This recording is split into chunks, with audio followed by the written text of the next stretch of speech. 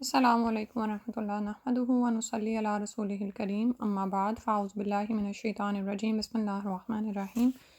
رب اشرح لی صدری ویسر لی امری واحلل عقدۃ من لسانی یفقہوا قولی۔ الحمدللہ آج باب الاستقامتی شروع کرنا ہے اور ریاض الصالحین کتاب کا یہ 8واں باب ہے۔ اس سے پہلے ہم نے باب الیقین والتوکل مکمل کیا تھا اور اس میں کیا تھا کہ اللہ پر یقین اور اسی پر توکل کیا جائے، ٹھیک ہے۔ فی زمانہ ہم دیکھتے ہیں کہ کفار وسائل پر بھروسہ کر رہے ہیں اور مومنین ان کی دیکھا دیکھی وہ بھی وسائل ہی پر بھروسہ کر رہے ہوتے ہیں، لیکن انشاءاللہ ہم نے کیا کوشش کرنی ہے کہ اللہ پر توکل کریں، اور یہ تبھی ہو سکتا ہے جب ہمارے اندر یقین اور ایمان ہو، اور جب یہ یقین اور ایمان ہوتا ہے نا تو دین پر استقامت حاصل ہوتی ہے، ٹھیک ہے۔ استقامت آ نہیں سکتی جب تک کہ ہمیں ان اعمال کا یقین نہ ہو جو ہم کر رہے ہیں کہ ہمیں ان کو کرنے سے کچھ اجر و ثواب ملنے والا ہے، یا یہ کہ ان کے ذریعے سے ہم اللہ کو راضی کر سکتے ہیں، ٹھیک ہے۔ تو یقین اور ایمان کے بعد اگلا باب جو ساتھ ہی دیا گیا ہے وہ باب الاستقامتی ہی ہے۔ قال اللہ تعالی، سورہ ہود کی آیت کا حصہ ہے، فاستقم کما امرت۔ پھر فرمایا وقال تعالی ان الذین قالوا ربنا اللہ ثم استقاموا تتنزل علیہم الملائکہ الا تخافوا ولا تحزنوا وابشروا بالجنۃ التی کنتم توعدون نحن اولیاؤکم فی الحیاۃ الدنیا وفی الآخرہ ولکم فیہا ما تشتہی انفسکم ولکم فیہا ما تدعون نزل من غفور رحیم۔ ترجمہ ہے، اللہ تعالیٰ نے فرمایا پہلی آیت کا کیا تھا کہ تو ثابت قدم رہے جیسا کہ تجھے حکم ہوا، ٹھیک ہے، یعنی جیسے حکم دیا گیا ہے اسی پر آپ جم کر رہیں، اور دوسرا یہ سورہ فصلت کی آیات 30 سے 32 تک ہیں، اور فرمایا تحقیق جنہوں نے کہا ہمارا رب اللہ ہے پھر اس پر قائم رہے، ان پر فرشتے یہ کہتے ہوئے نازل ہوتے ہیں تم مت ڈرو اور نہ غم کھاؤ اور خوشخبری سنو اس جنت کی جس کا تم سے وعدہ کیا جاتا تھا، ہم تمہارے دوست ہیں دنیا کی زندگی میں اور آخرت میں، اور تمہارے لیے وہاں وہ ہے جو تمہارا جی چاہے، اور تمہارے لیے وہاں وہ ہے جو تم مانگو، مہربانی ہے اس بخشنے والے مہربان کی طرف سے۔ تو اس آیت کو دیکھ لیتے ہیں۔ بے شک وہ لوگ جنہوں نے کہا کہ ہمارا رب اللہ ہے پھر وہ اس پر جم گئے، یعنی انہوں نے استقامت اختیار کی، کیونکہ اللہ کو رب کہنا دراصل کیا ہے کہ اللہ کی ماننا، کہ ہمارا معبود خالق مالک وہی ہے تو ہم اسی کا حکم ماننے والے ہیں، اس کے ساتھ کسی کو شریک کرنے والے نہیں ہیں، اور اس کے احکامات میں بھی کسی کو شریک کرنے والے نہیں ہیں۔ ثم استقاموا، پھر اس پر انہوں نے استقامت اختیار کی، یہی دراصل استقامت کا معنی ہے کہ پھر انہوں نے احکامات پر عمل کیا اور جن نواحی سے منع کیا گیا تھا ان سے بچتے رہے۔ تو ایسے ہی وہ لوگ ہیں جن پر فرشتے یہ کہتے ہوئے نازل ہوتے ہیں کہ تم مت ڈرو اور نہ غم کھاؤ، کیونکہ کیا ہوتا ہے کہ فی زمانہ بھی آپ دیکھیں استقامت اختیار کرنے والے لوگ تھوڑے ہی ہیں، جیسے قرب قیامت کی ایک نشانی ہے کہ کوئی شاذ ناز ہی رہ جائے گا، جو شاذ و نادر ہی کوئی شخص رہ جائے گا جو لا الہ الا اللہ کہنے والا ہوگا، لیکن اسے پتہ نہیں ہوگا کہ لا الہ الا اللہ کا مطلب کیا ہے۔ لا الہ الا اللہ کا مطلب صرف زبان سے اس کلمے کو ادا کر دینا نہیں ہے، بلکہ یہ ہماری پوری زندگی کو محیط ہے، ٹھیک ہے۔ تو پھر ہم میں سے کتنے ہیں جنہوں نے اس کلمے کو اپنی پوری زندگی پر محیط کیا ہو، مطلب یہ کہ ان کا ہر چھوٹا بڑا عمل وہ راہ خدا میں ہو، اخلاص کے ساتھ کر رہے ہوں، اور دوسرا عمل خالص کی، عمل صالح کی نشانی کیا ہے کہ وہ سنت کے مطابق ہو، ٹھیک ہے، یہی دراصل استقامت ہے،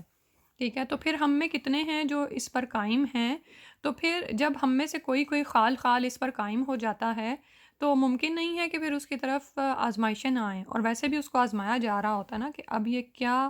عمل دکھاتا ہے، تو پھر اس پہ ہی تو اجر و ثواب ہے۔ تو پھر کتنی ہی دفعہ ہوتا ہے کہ جب ہم کسی عمل پر استقامت دکھاتے ہیں تو ہمارے پاس غم بھی آ رہا ہوتا ہے، لوگ ہمیں تنگ بھی کر رہے ہوتے ہیں، باتیں بھی کر رہے ہوتے ہیں، تانے بھی دے رہے ہوتے ہیں، تو اس وقت جب آپ کے ارد گرد کوئی بھی نہیں ہوتا، کوئی آپ کو سہارا دینے والا نہیں ہوتا، تو فرشتے یہ کہتے ہوئے نازل ہوتے ہیں اللہ تخافوا ولا تحزنوا، نہ تم خوف کھاؤ، نہ تم ڈرو، نہ غم کھاؤ، وابشروا بالجنۃ التی کنتم توعدون، اور خوشخبری سنو اس جنت کی جس کا تم سے وعدہ کیا جاتا ہے۔ اور پھر آپ کو ہمت ملتی ہے کہ جب فرشتے یہ کہتے ہیں کہ پھر جنت کی خوشخبری سنو جس کا تم سے وعدہ کیا جاتا ہے، یہ دنیا تو فانی ہے، تھوڑے دنوں کی ہے، آج تم تکلیف اٹھا رہے ہو، کل تم راج کرو گے جنت میں تو پھر انسان استقامت اختیار کرتا ہے، وہ جم جاتا ہے۔ لیکن پہلے کیا ہوتا ہے کہ پہلے آپ کو دیکھا جاتا ہے کہ آپ کیا کر رہی ہیں، آپ کتنی استقامت دکھاتے ہیں۔ جب آپ اپنی جگہ پر قائم ہو جاتے ہیں نا تو آپ مدد آتی ہے، اور پھر ایسی آتی ہے کہ آپ کا دل پریشانی سے آزاد ہو جاتا ہے کہ بس مجھے اب اسی راہ پر آگے بڑھنا ہے، اسی پر ہی چلنا ہے۔ وہ کیا کہتے ہیں، ہم تمہارے دوست ہیں۔ سبحان اللہ، جب فرشتوں کی دوستی میسر آ جائے دنیا کی زندگی میں اور آخرت میں بھی فرشتے ہیں آپ کو پھر وہاں پر ویلکم کرتے ہیں، وہاں پر قبر میں بھی آپ کا ساتھی بنا دیا جاتا ہے نا فرشتے کو ایک۔ تو سبحان اللہ، ہم تمہارے دوست ہیں دنیا کی زندگی میں اور آخرت میں، اور تمہارے لیے وہاں وہ ہے جو تمہارا جی چاہے۔ یعنی دنیا میں تو آپ صبر کرتے ہو، بہت ساری چیزوں سے ہاتھ روک لیتے ہو اس لیے کہ اللہ کی ناراضی آتی ہے ان پہ، ٹھیک ہے؟ آپ حرام سے بچتے ہیں، آپ بہت ساری ایسی چیزوں کو چھوڑ دیتے ہیں جن کو کھانے کو دل چاہ رہا ہے اور اس کو خریدنا آسان ہے، اور اس کو خریدنے کے لیے آپ کو بہت لمبی چوڑی ڈیٹیلز بھی پڑھنی نہیں پڑتی، لیکن نہیں، آپ رک جاتے ہیں کہ یہ میرے لیے حرام ہے، یہ میرے لیے حلال نہیں ہے، مجھے اپنے رب کو راضی کرنا ہے۔ تو پھر کیا ہوتا ہے کہ پھر آپ کو جنتوں میں وہ کچھ عطا ہوگا نا جس کو آپ کے نفس چاہیں گے۔ وَلَكُمْ فِيهَا مَا تَشْتَهِي أَنفُسُكُمْ وَلَكُمْ فِيهَا مَا تَدَّعُونَ۔ اور نہ صرف یہ کہ تمہارے لیے وہاں جو کچھ وہاں وہ کچھ ہے جو تمہارا جی چاہے، اس کے علاوہ جو تم مانگو گے وہ بھی تمہیں ملے گا۔ نزولا من غفور الرحیم، یہ میزبانی ہے، مہمانی ہے اس بخشنے والے مہربان رب کی طرف سے۔ سبحان اللہ، تو جن لوگوں کو اللہ تعالیٰ کی مہمانی میسر آ جائے، اس سے بڑھ کر اور کیا خوشخبری ہے جو انسان پانا چاہے گا کہ وہاں پر اتنی بڑی بڑی کائناتیں ایک عام جنتی کے حوالے کر دی جائیں گی، اور جو کچھ وہ جس طرح جیسا چاہے گا، جو مانگے گا اس کو عطا کر دیا جائے گا، اور یہ بہت ہی مہربان رب کی طرف سے ہوگا۔ تو اس کے مقابل آپ دیکھیں کہ ہم سے کیا مانگا گیا ہے، فَاسْتَقِمْ كَمَا أُمِرْتَ، کہ جب آپ، اور پھر فرمایا ربنا اللہ ثم استقاموا، کہ جب کہہ دیا رب ہمارا اللہ ہے تو پھر اس پر جم جاؤ، ٹھیک ہے؟ تو اس طرح سے اور بھی جیسے ابھی حلال حرام کی بات ہوئی، اسی طرح زندگی میں ایسے کتنے ہی بے شمار کام ہیں، جیسے سب سے بڑھ کر فرائض میں دیکھ لیں، نماز ہے، سم ٹائمز بھاری پڑ رہی ہوتی ہے، حالانکہ آپ دیکھیں کہ اس میں وقت کتنا لگتا ہے اور ہماری کتنی توانائی لگتی ہے، لیکن جب آپ جم جاتے ہیں تو اللہ تعالیٰ کی طرف سے ہمت اور طاقت بھی حاصل ہوتی ہے، اور نماز میں آپ سکون پاتے ہیں، ٹھیک ہے؟ اسی طرح پھر آپ یہ دیکھیں کہ اب ہمارے یہ جو اعمال ہیں ان کے بدلے میں وہ تو حقیقتاً اللہ تعالیٰ کی رحمت ہی ہے کہ انسان کو جنتیں حاصل ہو جائیں، ادروائز یہ تھوڑا تھوڑا صبر جو انسان کرتا ہے اور قائم رہتا ہے، اور اس کے برعکس اس کو ملنے والا کیا ہے، سبحان اللہ۔ جبکہ دنیا میں اگر آپ بہت محنت کر کے بہت اعلیٰ مقام حاصل کر بھی لو تو وہ کیا ہے، وہ فانی ہے، ختم ہو جانے والا ہے۔ پھر اس کے بعد سورہ الاحقاف کی آیت ہے، فرمایا اللہ سبحانہ تعالیٰ نے ان الذین قالوا ربنا اللہ ثم استقاموا فلا خوف علیہم ولا هم یحزنون اولئک اصحاب الجنۃ خالدین فیہا جزاء بما کانوا یعملون۔ اللہ تعالیٰ نے فرمایا بے شک جنہوں لوگوں نے کہا کہ ہمارا رب اللہ ہے، پھر ثابت قدم رہے، ان پر نہ کوئی ڈر ہے اور نہ وہ غمگین ہوں گے، وہ لوگ ہیں بہشت والے، اس میں ہمیشہ رہیں گے، بدلہ ہے ان کاموں کا جو وہ کرتے تھے۔ سبحان اللہ۔ تو انسان جب قائم ہو جاتا ہے تو ایمان اور عمل صالح یہی وہ چیزیں ہیں جو انسان کو پھر آخرت میں بہت نعمتیں عطا فرماتی ہیں۔ تو ان آیات میں استقامت کا دینی اور اخروی نتیجہ بیان کیا گیا ہے۔ اللہ تعالی ہم سب کو دین پر استقامت عطا فرمائے تاکہ ہم ان خوشخبریوں کا مصداق بن سکیں جو ان آیات میں بیان کی گئی ہیں۔ اس سے آگے اب حدیثیں شروع ہوتی ہیں، جیسا کہ آپ کو پتہ ہے، انداز ہے کہ پہلے آیات اور پھر اسی ٹاپک سے حدیث بیان کی جاتی ہے۔ حدیث نمبر 85 ہے، اور اس باب کی پہلی حدیث ہے وَأَنْ أَبِي عَمْرٍ، یا اس کو عمر پڑھیں گے، وقیلہ ابی امرتا سفیانہ ابن عبداللہ رضی اللہ عنہ قال قلت یا رسول اللہ صلی اللہ علیہ وسلم قل لی فی الاسلام قولا لا اسأل عنہ احدا غیرک قال قل آمنت باللہ ثم استقم، رواہ مسلم۔ حضرت ابو عمر، بعض کے نزدیک ابو عمرہ ہیں، سفیان بن عبداللہ رضی اللہ عنہ بیان کرتے ہیں، میں نے کہا اے اللہ کے رسول، مجھے اسلام کے بارے میں ایسی بات بتا دیں کہ اس کے بارے میں آپ کے علاوہ میں کسی سے سوال نہ کروں۔ آپ نے فرمایا تم کہو میں اللہ پر ایمان لایا، پھر اس پر ثابت قدم رہو، مسلم۔ یعنی بعض اوقات آپ یہ ہوتا ہے نا کہ آپ کا دل کرتا ہے کوئی ایسی بات ہو کہ آپ ایمان پر ثابت قدمی اختیار کر لیں، اور اس کے بعد آپ کو بہت زیادہ سیکھنے کی، پڑھنے کی اور کرنے کی ضرورت نہ پڑے، تو یعنی تو پھر وہ کیا ہے کہ جب بھی کوئی نئی بات سامنے آئے اس پر ثابت قدم ہو جائیں، جب اللہ پر ایمان لے آئے ہیں تو جو بھی حکم دیا جائے اس کے مطابق عمل کریں۔ تو یہاں پر ابو عمر اور ابو عمرہ بیان کیا گیا، یہ ایک ہی صحابی ہیں ایکچولی۔ بعض اوقات ہوتا ہے نا کہ کسی کے نام کے ساتھ ہم ابو عمرہ ایسے لگا دیتے ہیں یا ابو عمر، ٹھیک ہے۔ اور یہ بھی ہو سکتا ہے کہ عربی میں جب عمر پڑھا جاتا ہے تو آگے واو لگی ہوئی ہوتی ہے، تو لکھنے میں ہو سکتا ہے واو یا ہے میں یہ تبدیلی آئی ہو، تو اس سے یہ مراد نہیں ہے کہ نعوذ باللہ حدیث جو ہے وہ غلط ہے۔ تو بعض اوقات آپ یہ دیکھیں کہ ایک ہی شخص کا نام ہوتا ہے اور دو لوگ اس کو مختلف طرح سے پکار رہے ہوتے ہیں، اور وہ لوگوں میں ان دونوں ناموں سے معروف ہوتا ہے، ٹھیک ہے۔ تو اس حدیث کے راوی جو ہیں وہ سفیان بن عبداللہ بن ابی ربیعہ بن حارث ثقفی طائفی ہیں۔ حضرت ابو عمر سفیان بن عبداللہ رضی اللہ عنہ، کنیت کے بارے میں دو قول ہیں، بعض ابو عمرہ اور بقول بعض ابو عمرہ ہے، بعض ابو عمر کہتے ہیں اور بعض ابو عمرہ۔ صحابی رسول صلی اللہ علیہ وسلم ہیں اور ان کا نبی صلی اللہ علیہ وسلم سے روایت کرنا بھی ثابت ہے۔ عمر بن خطاب رضی اللہ عنہ نے ان کو طائف کا گورنر بنایا تھا، سبحان اللہ، یعنی یہ ان کا مرتبہ ہے۔ تو استقامت کا مطلب ہے کہ اسلام کے اوامر و نواہی پر نہایت ثابت قدمی سے عمل کرنا، نیز احکامات، فرائض و سنن اور مستحبات کو بجا لانا اور محرمات سے اجتناب کرنا۔ اور ایمان محض زبان سے ظاہر کر دینے کا نام نہیں، بلکہ اصل ایمان وہی ہے جس کے ساتھ عمل ہو، اس لیے کہ عمل ایمان کا ثمرہ اور نتیجہ ہے، ٹھیک ہے۔ کیونکہ ہر چیز کا کوئی نتیجہ ہوتا ہے نا، جب آپ ایمان دلوں میں جاتا ہے تو جوارے جو ہیں وہ عمل پر آمادہ ہوتے ہیں۔ جس طرح بے ثمر درخت کی کوئی اہمیت نہیں، اسی طرح عمل کے بغیر ایمان کی حیثیت نہیں، ٹھیک ہے۔ اگر عمل پر دل آمادہ نہیں ہوتا تو اس کا کیا مطلب ہے کہ ایمان پر کام کرنے کی ضرورت ہے۔ وہی جو ہم نے پیچھے یقین اور توکل اور ایمان کا باب پڑھا نا، یقین بھی دراصل کیا ہے کہ اللہ کے ہونے پر یقین ہونا اور اس کے ساتھ پر کہ وہ ہمارے ساتھ ہے، اس پر یقین ہونا۔ تو اور استقامت کمال ایمان کی علامت ہے، ٹھیک ہے۔ جتنی زیادہ استقامت ہوتی ہے یہ آپ کے دل کے ایمان کی یعنی مضبوطی کو ظاہر کر رہی ہوتی ہے۔ ایمان لا کر اس پر استقامت اختیار کرنا واقعی بڑا مشکل امر ہے، اس لیے اس پر انعام بھی بہت بڑا رکھا گیا ہے۔ سورہ حامیم السجدہ میں ملائکہ کی دوستی، ان کی معدت اور حزن ملال سے آزادی جیسے نامات کا تذکرہ موجود ہے۔ مسند احمد میں ہے کہ اس نے مزید یہ سوال کیا کہ اللہ کے رسول، آپ میرے بارے میں کس چیز کے متعلق خطرہ محسوس کرتے ہیں؟ تو آپ صلی اللہ علیہ وسلم نے اپنی زبان کو پکڑ کر اشارہ فرمایا کہ اس کی حفاظت کرنا۔ اللہ سبحانہ وتعالی ہمیں بھی یہ عطا فرما دیں کہ ہم دین پر استقامت اختیار کریں اور اپنی زبان کی حفاظت کریں۔ اور زبان کی حفاظت بھی جیسے بھی بات ہو رہی تھی نا کہ آپ بعض اوقات دین کے حکم پر جمنا چاہتے ہیں تو لوگوں کی طرف سے تانے اور باتیں سننے میں آتی ہیں، تو اس وقت بھی زبان کی حفاظت ضروری ہوتی ہے کہ آپ کی زبان سے کوئی ایسی بات نہ نکلے جس سے آپ دوسرے پر زیادتی کر بیٹھیں۔ دوسرے کو تو علم نہیں ہے، اس کو پتہ نہیں ہے کہ آپ کس طرح سے کام کر رہے ہیں، تو اس کی بھی بہت زیادہ ضرورت ہے کہ ہم اس پر فوکس کریں۔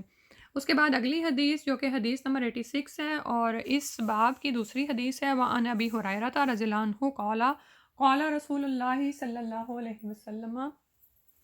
قاربوا وسددوا وعلموا انه لن ينجو احد منكم بعلمه قالوا ولا انت یا رسول اللہ قال ولا انا الا ان يتغمدني اللہ برحمت منه وفضل، رواہ مسلم۔ حضرت ابو ہریرہ رضی اللہ عنہ سے روایت ہے کہ رسول اللہ صلی اللہ علیہ وسلم نے فرمایا، اعتدال کی راہ اختیار کرو اور سیدھے سیدھے رہو، اور یہ جان لو کہ تم میں سے کوئی شخص صرف اپنے عمل سے نجات نہیں پائے گا۔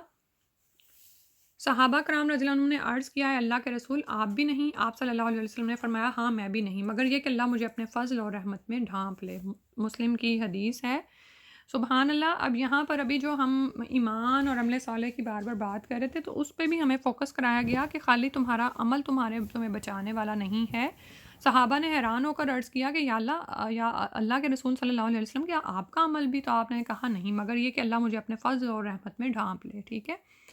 تو آپ کا جو پھر عمل کا کیا مقام ہے؟ یہ کہ آپ ایمان لا کر عمل کرتے ہیں تو اللہ سبحانہ وتعالیٰ کی رحمت آتی ہے، اور یہ رحمت ہی ہے کہ انسان کو اللہ سبحانہ وتعالیٰ